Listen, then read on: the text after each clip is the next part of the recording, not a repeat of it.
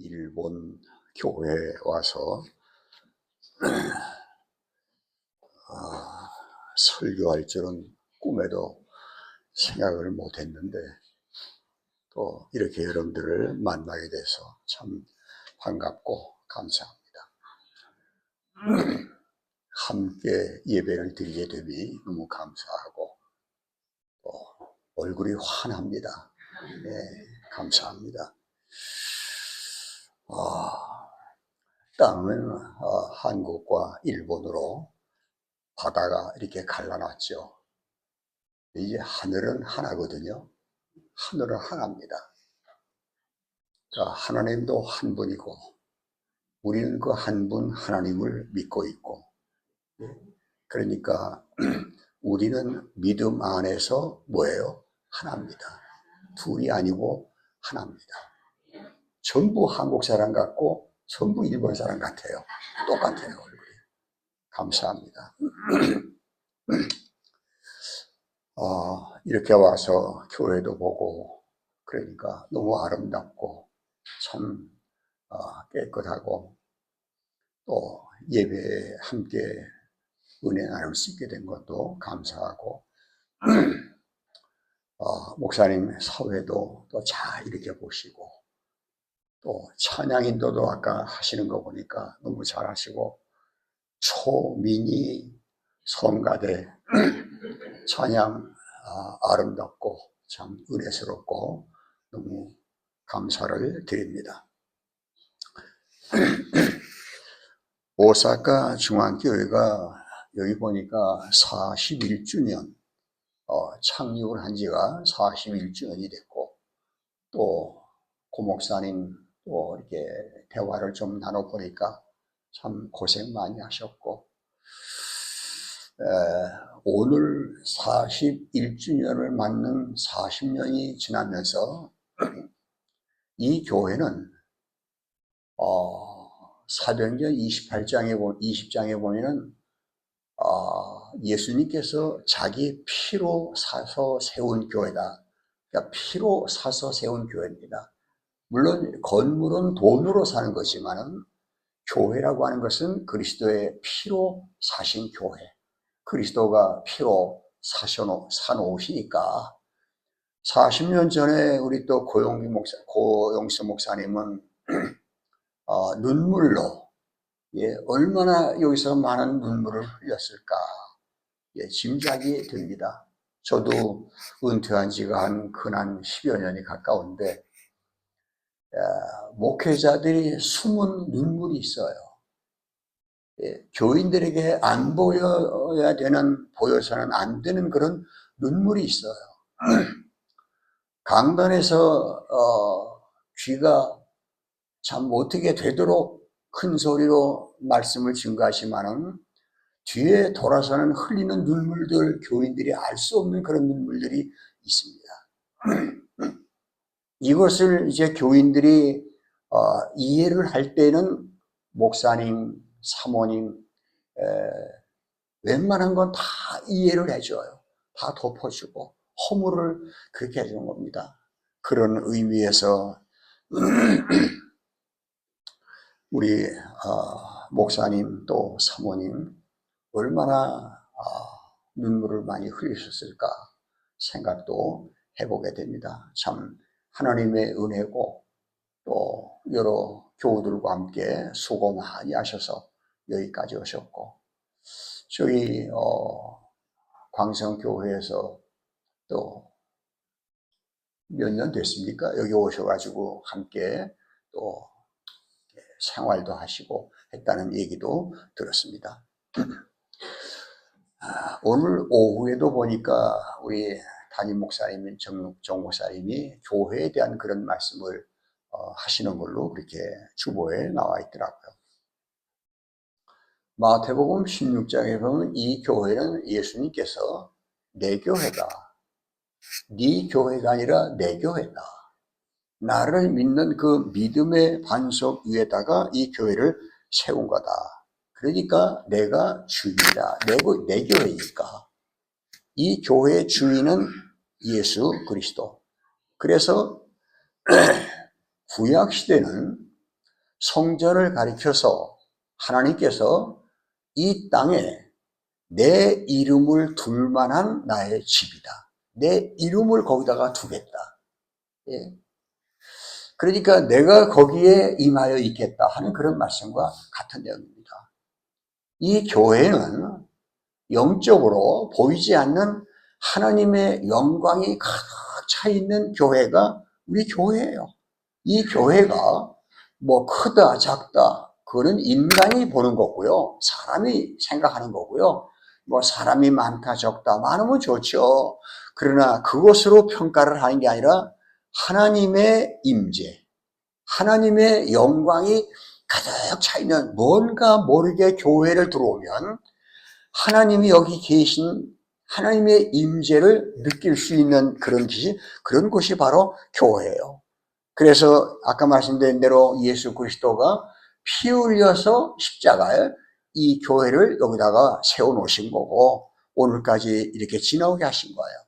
그러므로 우리 오사카 중앙교회도 이 교회의 주인은 예수 그리스도, 그리고 주님이 머무시는 그런 곳, 예? 그리스도가 계신 곳, 이것이 교회거든요. 그런 우스운 얘기가 있잖아요. 어느 술주정뱅이가 길을 가다가 취해가지고 보니까 교회에 간판이 있는 거예요. 십자가 이렇게 있고. 그래서 한번 들어가 보려고 문을 두드렸답니다.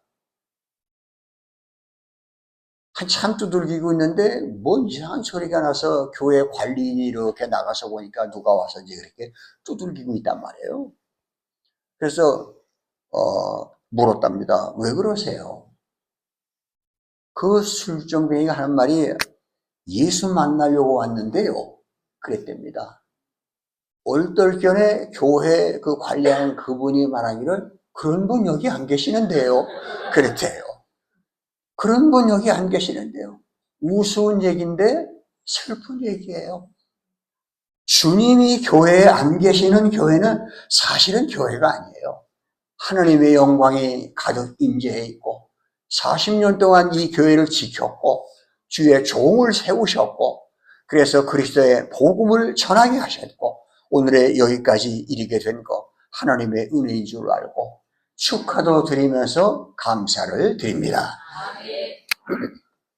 예수님께서 이 땅에 오실 때 2000년 전 얘기죠. 그 모습을 이렇게 표현했어요. 요한복음 1장 14절의 말씀에 보면 말씀이 육신이 되어 하나님의 약속하신 그 말씀이 우리 사람의 몸을 입고 이 땅에 오셨다. 그래서 우리 가운데 계셨다. 우리가 보니까 눈으로 볼 수 있었고 그리고 귀로 들을 수 있었고 손으로 만질 수 있는 그분을 보니까 그분에게서 느끼는 게 뭐냐면 하나님 아버지의 독생자의 영광이고 그리고 은혜와 진리가 충만하더라. 그러니까 그분은 하나님의 영광을 가지고 육신을 쓰고 이 땅에 오신 분이고 그리고 그분 속에는 은혜와 진리가 충만하더라. 예, 그분이 머무는 곳, 그분이 주장하시기를 내 교회다 하는 그것이 바로 이 교회 여기에요, 바로. 그래서 교회는 상징적으로 십자가를 걸어놓는 거예요. 예? 밖에도 보니까 십자가가 있고 여기도 보니까 십자가가 걸려 있어요. 예? 우리 한국에는 십자가가 굉장히 많습니다. 어떻게 보면 너무 많아요. 그래서 주민들이 밤에 불 꺼달라고 그래요.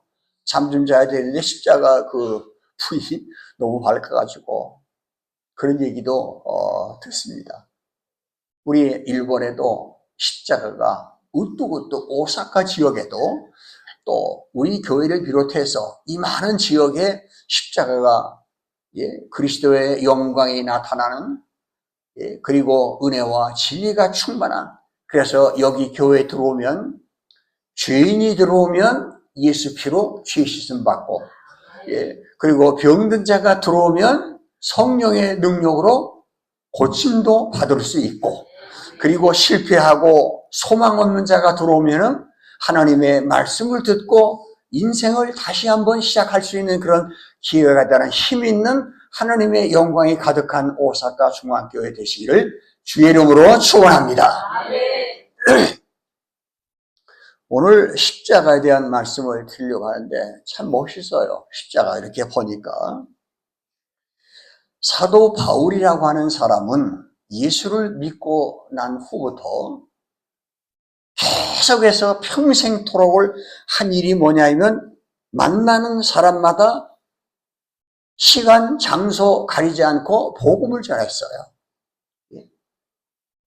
그 복음을 전하는 전도의 핵심이 바로 십자가예요. 어디를 가나 십자가를 전했어요. 십자가. 그래서 오늘 읽은 고린도전서 1장 23절에 보면 우리는 십자가에 못 박힌 예수 그리스도를 전하니 입만 열면 십자가예요. 그리고 갈라디아 6장에 보면 내게는 예수 그리스도의 십자가 외에는 결코 자랑할 게 없다. 바울이 원래 자랑할 게 많은 사람입니다. 공부도 많이 했고요. 꽤 내로라고 하는 사람이었어요. 근데 나는 십자가 외에는 결코 자랑할 것이 없다.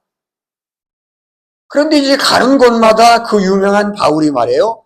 십자가를 얘기를 하니까 그 당시에 헬라 사람들, 지혜를 찾는 헬라인들은 정말 미련하게 보이는 거예요. 유대인들이 볼 때는 유대인들은 표적을 구하는데 십자가가 뭐냐. 없는 빵 만들어 먹이고 그 다음에 없는 집 채워주고 이걸 해야지. 가는 곳마다 십자가. 그 죄인이 죽은 십자가만 그렇게 얘기해서 그거 뭐하느냐. 그러니까 바울이 말이에요.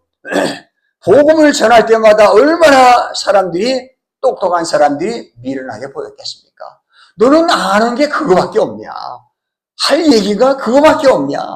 그렇지 않겠어요? 그래도 바울은 예수 그리스도를 만나고 난 후에 가는 곳마다 만나는 사람마다 십자가를 전했어요. 십자가.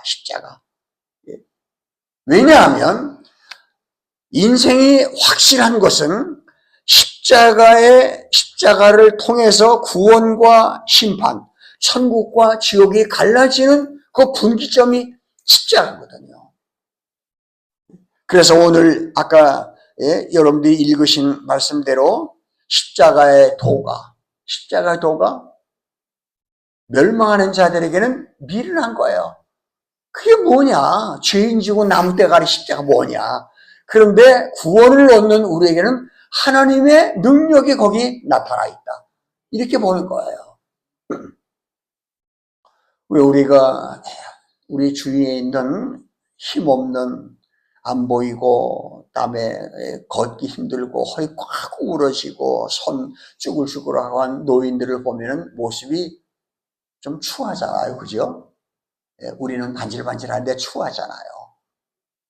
그런데 인생이 철이 들면 그런 추한 모습 속에서 그런 노인들의 그 모습 속에서 그 인생을 보는 거예요. 그 삶을 보는 거예요.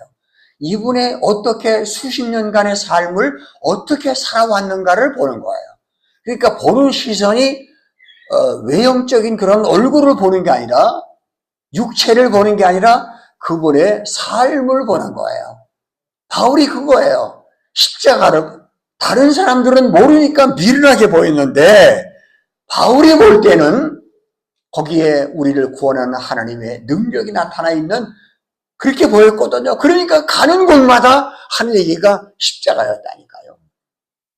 어떤 분은 만나는 사람마다 자랑이 자기 아내 자랑이고 남편 자랑인데 그거보다 바울은 가는 곳마다 예수님 자랑하고 십자가 전하고 그랬어요. 여러분 아시잖아요. 우리 고목사님이 성경 잘 가르치셨을 텐데 누가복음 23장에 보면 예수님이 십자가에 달리실 때 양쪽에 행악자 둘이 달렸다고 그랬어요. 행악자, 정말 악한 자 둘을 좌우에다가 하나씩 이렇게 달았어요. 그리고 누가복음 23장 39절 이하에 43절까지의 내용을 보면 두 행악자 중 하나가 그 중 하나는 비방하여 가로되 예수야 내가 하나님의 아들이거든 십자가에서 내려와. 그리고 나도 좀 구원해봐. 그리고 조롱을 했어요.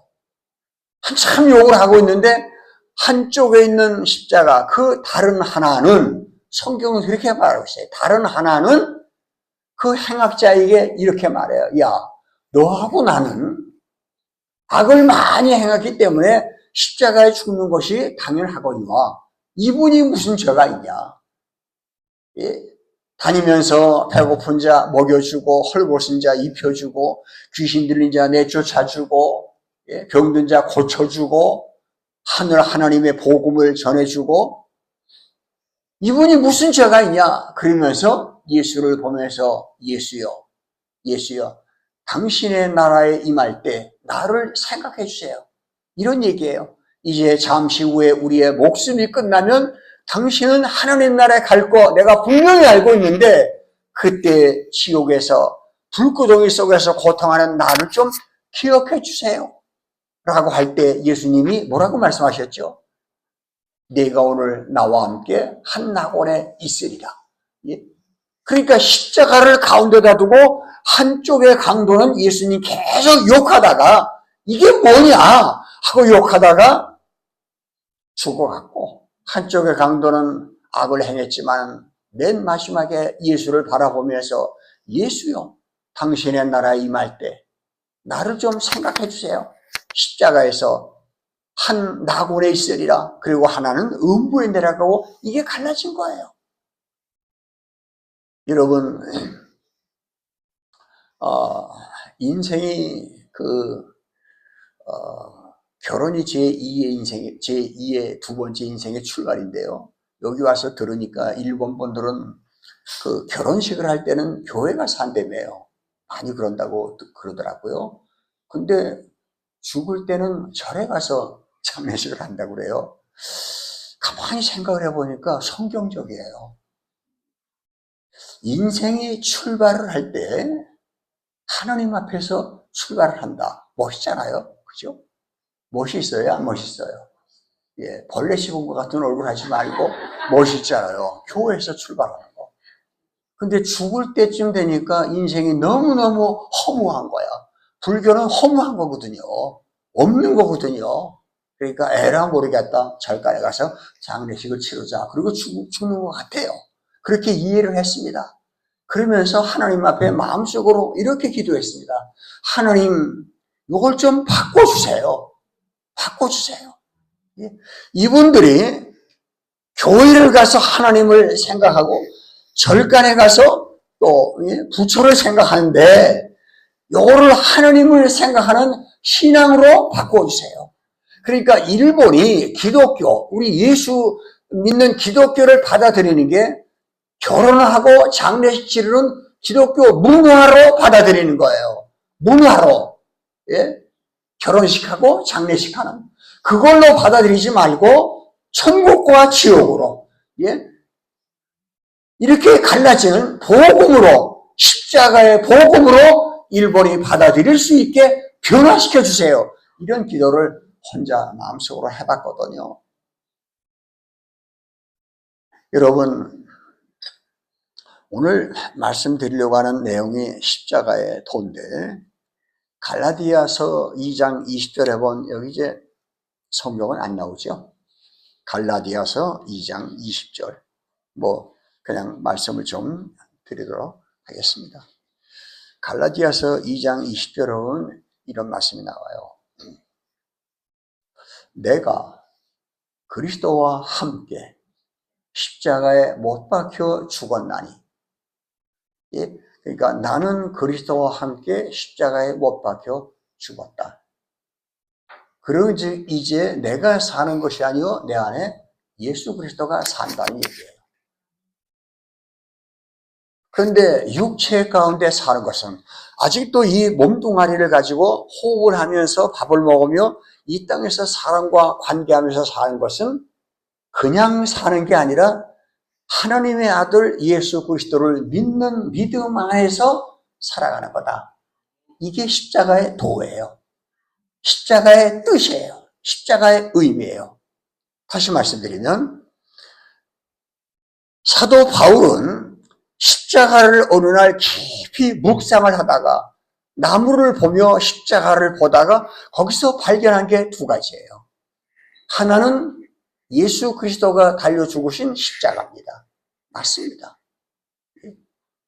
예수님은 이 땅에 올 때 마가복음 10장 45절에 보면 인자가 온 것은 섬김을 받으려 함이 아니요 뭐예요? 섬기고 오히려 자기를 많은 사람의 대속물로 주려고 이 땅에 왔다. 그들의 죄를 속하는 대속물로 주려고 이 땅에 왔다라고 선포를 하셨어요. 그리고 십자가에 죽으셨어요. 근데 예수님이 오시기 전에는 구약시대는 제사를 드렸잖아요. 제사에는 제물과 제단과 제사장 세 요소가 있습니다. 예수님은 제물로 이 땅에 오셔서 당신의 목숨을 우리를 위해 주신 거거든요. 아시잖아요. 구약시대 이스라엘 백성들이 대표적으로 7월 10일이 되면 대속죄일이 있습니다. 이스라엘 민족의 모든 죄를 속하는 그때 이제 대제사장이 제사를 드리는 제사예요. 그때 레위기 16장에 보면 그 제도가 나와 있는데 이스라엘 민족이 두 종류의 제물을 이제 등장시킵니다. 그래서 한 마리는 한 염소는 한 양은 안수를 하고 난 후에 그 양을 잡아요. 그래서 피를 흘려요. 그 피를 핏그릇에다 핏사발에다가 들고 대제사장이 먼 지성소 안에까지 쭉 들어갑니다. 지성소 안에 들어가면 이런 언약 궤가 있어요. 그 궤의 맨 위에 속죄소라는 게 있어요. 속죄소, 시은좌, 은혜를 베푸는 시은좌. 그럼 제사장이 그 속죄소 위에다가 피를 쫙 뿌려요. 그러면 하나님께서 은혜를 베푸셔서 이스라엘 민족의 죄를 사하시는 이런 한 예식이에요. 그런 제도가 있었어요. 그런데 이제 또 한 마리의 양은 염소는 어떻게 하느냐 그러면 그 염소 머리에다가 그 안수를 하고 광야로 내쫓아 버려요. 이 양을 가리켜서 아마 아실 거예요. 아사셀 양이라고 해요. 아사셀이라는 뜻은 버려진 양이라는 뜻이에요. 그 양이 안수를 받아가지고 이스라엘 민족의 죄를 양이 뒤집어 쓰고 그리고 이제 제사장이 그 죄를 전가하는 안수를 하고 난 다음에 그 양이 이제 순환의 행보를 시작하는 거예요. 사람들이 예루살렘 거리를 양을 몰고 가요. 길거리에 선 많은 사람들이 양을 욕해요. 욕설을 퍼부어요. 저주를 퍼부어요. 그리고 어떤 사람은 털을 잡아 뜯어요. 그리고 주먹으로 치고 돌로 때려요. 양이 지나가면서 피투성이가 돼요. 그리고 요단강 그 끝부분에 와서는 이제 거기에 기다리고 있는 사람들에게 양을 인도해가지고 배에 태워요.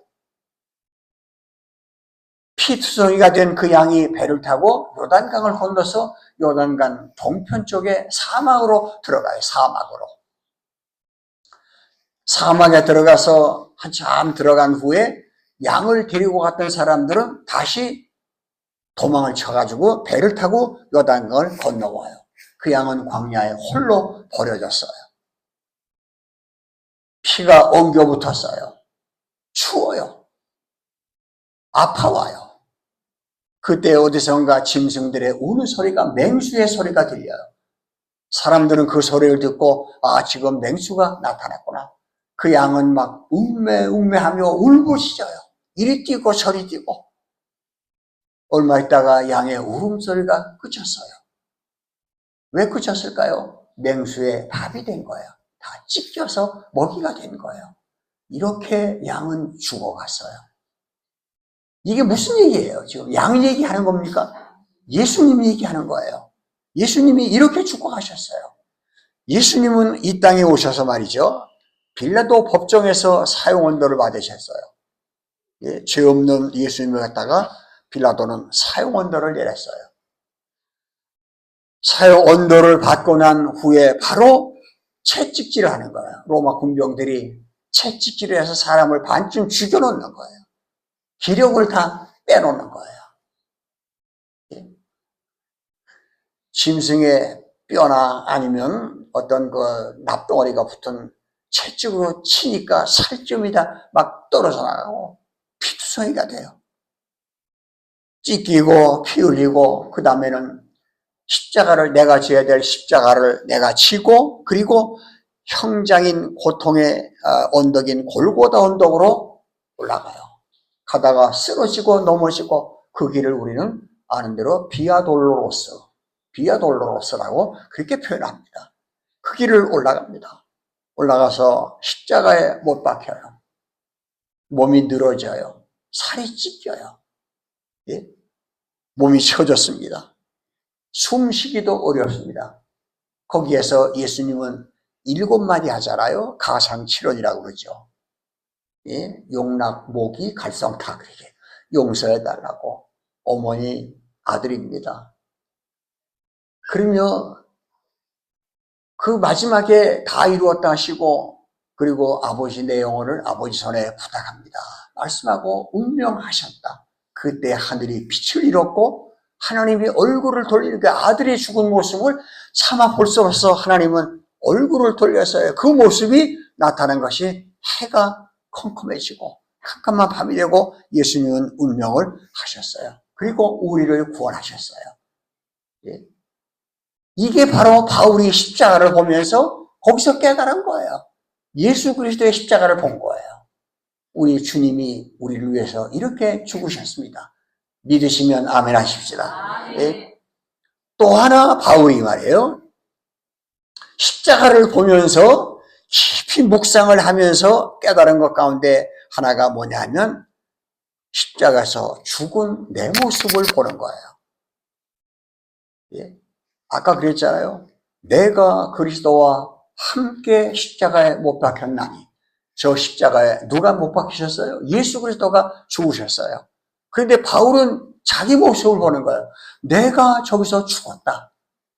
나도 죽었다. 그리스도가 죽은 것처럼 나도 죽었다. 이렇게 보는 거예요. 바울이 내가 그리스도와 함께 십자가에 못 박혀 죽었다라는 말은 언제 바울이 목숨을 끊고 자살을 했나요? 그게 아니잖아요. 내 죄가 죽었다, 저기서. 내 인생이 죽었다. 나의 옛사람이 죽었다. 나의 저주가 죽었다. 나를 정죄하는 넌 죄인이야 하는 죄의 딱지가 죽어버렸다. 떨어졌다. 그래서 오늘 갈라디아서에 보면은 19절에 2장 19절에 보면 내가 율법에 대하여 죽었나니. 나는 죽었어. 율법이 나를 죽였어. 그리스도와 함께 나를 죽였어. 그러니까 내가 율법에 대하여 죽었기 때문에 나는 이제 복음에 대하여 살았어. 예수 그리스도가 내 안에 살아계시고 예수 그리스도를 믿는 믿음으로 나는 지금 살고 있는 거야. 그러니까 나는 내 삶을 사는 게 아니라 내 속에서 나에게 생명을 주신 예수 그리스도를 위해서 살아야 되는 거야.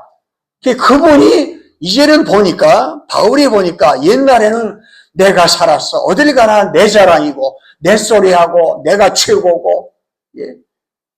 내가 인정받아야 되고 이렇게 살았는데 바울이 알고 보니까 나는 그리스도가 죽을 때 나도 거기서 죽었다. 그리고 그리스도가 3일 만에 살아나신 것처럼 나에게는 영적인 새로운 삶을 주셨다. 나를 새롭게 살게 하셨다. 그래서 이제는 사는 것이 내가 밥 먹고 내가 숨 쉬고 내가 내 마음대로 내가 나를 주장하면서 내 뜻대로 사는 것이 아니라 이제 내 안에 계신 그리스도가 나를 인도하고 나를 이끌고 가시고 그분이 내 안에서 숨 쉬고 그분이 내 안에서 심장의 소리가 그분의 심장 소리가 들리고 이렇게 사는 거다. 나는 뭐예요? 죽었다 저기서. 예수 안에서 살았다. 그러니까 내가 사는 것이 아니에요. 내가 지금 육체 가운데 사는 건 뭐예요? 하나님의 아들 예수 그리스도를 믿는 믿음 안에서 내가 사는 거다. 그분의 생명이 예수님은 죄가 없잖아요. 나는 죄가 있기 때문에 인생은 이 땅에서 언젠간 죽어야 돼요. 근데 이제 우리는 죽으면은 절간으로 가지 말고, 한 줌의 흙이 되고 마는 것이지만은 예수 안에서 부활의 날을 기다리면서 소망 가운데서 이렇게 살아야 되잖아요. 그러니까 바울은 느끼는 게 뭐냐면 십자가를 보면서 예수님의 죽음과 함께 그분은 3일 만에 살아나셨고 내가 저기서 죽은 거야. 그리고 자기 모습을 보는 거예요. 옛사람이 죽었고 그래서 이제는 내 안에 예수의 생명으로 움직이고 있고 꿈틀거리고 있는 거예요. 그래서 갈라디아 6장 17절에 보면은 바울이 이런 고백을 했어요. 내 몸에 예수의 흔적을 가졌다. 예수의 흔적을 가졌다. 영적인 얘기입니다. 내 안에 예수님의 십자가 사건이 일어나고 있다. 그리고 십자가 사건과 함께 그분은 날마다 내 안에 십자가를 지시고 성령이 나를 가르치고 계시고 그리고 그분이 3일 만에 살아나신 것처럼 내 안에서 그분은 살아서 지금도 내게 성령으로 말씀을 주시고 나를 인도하시고 나를 이끌고 가시고 이렇게 사시는 거예요. 이해가 되십니까? 제가 잘 모르니까 우리 여기 오사카 중앙교회 교우들만 아멘 해보세요. 이해가 되세요? 아멘. 그럼 일본 분들만 한번 대답해 보세요. 아멘. 이해가 되십니까?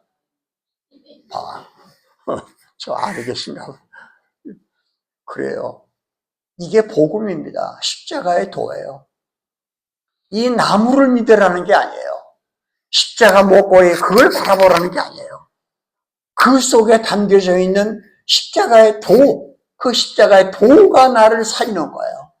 옛날에 아주 오래된 얘기입니다. 저희 서울의 광성교회 그때 아주머니 집사님, 좀 연세가 드신 집사님 한 분이 오셔서 교회 오시면 보통 이제 예배당에 십자가 있잖아요. 십자가 밑에 가서 이제 이러고 하나님 저 왔습니다. 그리고 기도도 하고 그랬던 분이 한 분 있어요. 성경적이 아니죠. 근데 그분은 연세가 드셨고 사실 좀 배움이 약한 분이었거든요. 그렇게 하셨어요. 나중에 그분 성경 가서 가르쳐 주시고 이건 이런 겁니다. 이건 이런 겁니다. 가르쳐 주면 예 아멘 하고 따라하다가 한 2달 만에 신방을 가보면 또 도로 돌아가 있어요. 그런데요 이상해요. 이상하게 오늘 이 시대는 말이죠. 그때 그런 좀 어리석지만은 우리가 볼 때는 미신적인 신앙이라고 판단할 수밖에 없는 그런 분들이 그리운 거예요. 무슨 얘기냐면 너무 지금 신앙이 그때 순수하질 않아요. 한 색깔이 아니야. 그게 좋다는 게 아니고 그랬던 어떤 그분 나름대로 순수했던 그 마음. 이런 신앙을 잃어가는 이런 시대예요. 십자가가 없어요. 부활의 복음이 없어요. 아까 웃으면서 우스운 얘기지만 슬픈 얘기라고 하면서 말씀을 드렸잖아요. 우리 교회 안에 그분이 없는데요. 예수가 없는데요. 그분이 누구예요? 이런 얘기 아니에요. 참 슬픈 얘기입니다. 여러분들 이 십자가 나무를 믿으라는 게 아니고요. 나무 밑에 가서 뭐 빌고 이러라는 얘기가 아닙니다. 앞으로도 이 십자가를 이제 일본엔 많지는 않지만 우리 교회도 여기도 있고 바깥에도 있고 그렇잖아요. 십자가를 보시면서 정말 바울처럼 십자가의 도가 뭔가, 저게 뭔가, 나에게 주는 의미가 뭔가, 왜 저기다가 사람을 매달려서 죽게 했는가. 내 죄를 담당하시려고 세상 죄를 지고 하는 하나님의 어린 양처럼 온갖 죄를 다 뒤집어 쓰고 그리고 죄인이 되셔서 십자가에 죽으셔야 되니까 죽으려면 죄가 있어야 죽잖아요. 내 죄를 가지고 가셔서 십자가에서 죽어주신 그 예수 그리스도. 그때 내 죄를 가지고 가서 죽으셨기 때문에 예수가 죽은 게 아니라 내 죄가 저기서 죽은 거거든요. 그때 내 모습을 보는 거예요. 이 모습을 보고 깨달은 사람들마다 교만할 수가 없어요. 낯소리를 자꾸 할 수가 없어요. 나를 알아달라고 할 수가 없어요. 왜냐하면 나는 저기서 십자가에서 죽었기 때문에. 이게 십자가의 도입니다. 십자가를 보면 거기에는 하나님의 공의와 하나님의 사랑이 나타나 있다라고 얘기하잖아요. 하나님의 공의는 뭐예요? 하나님은 죄를 그냥 오물쩍 넘어가는 적이 없어요. 그러실 수가 없어요. 예? 하나님은 죄를 모른 척 해주시는 것이 없어요. 이건 은혜가 아니에요. 죄값은 받아내고야 마는 거예요. 내가 지은 죄를 내게서 받아가시는 것이 아니라 하나님의 아들에게 내 죄를 전가시켜 가지고 그분이 십자가에 죽으심으로 아들을 십자가에 죽어가면서까지 아들을 죽이는 아비의 모습으로, 예? 이런 가슴을 안고 하나님은 눈을 돌리시고 예수님은 그 십자가를 지시고 저기서 죽으셨던 거거든요. 근데 따져보니까 예수님이 죽으신 게 아니에요. 뭐예요? 내 죄를 가지고 죽으셨기 때문에 내가 주인거고 내 죄 때문에 죽은 거고, 그래서 내 죄는 이제 죽은 거예요. 내 죄는 하나님 앞에 정죄할 수, 누구도 와서 우리에게 예수 안에 있는 자는 넌 죄인이야, 그러니까 지옥 갈 거야 할 수가 없다는 얘기예요. 왜냐하면 십자가를 붙들고 십자가에 달려 죽으신 예수 그리스도를 믿기 때문입니다.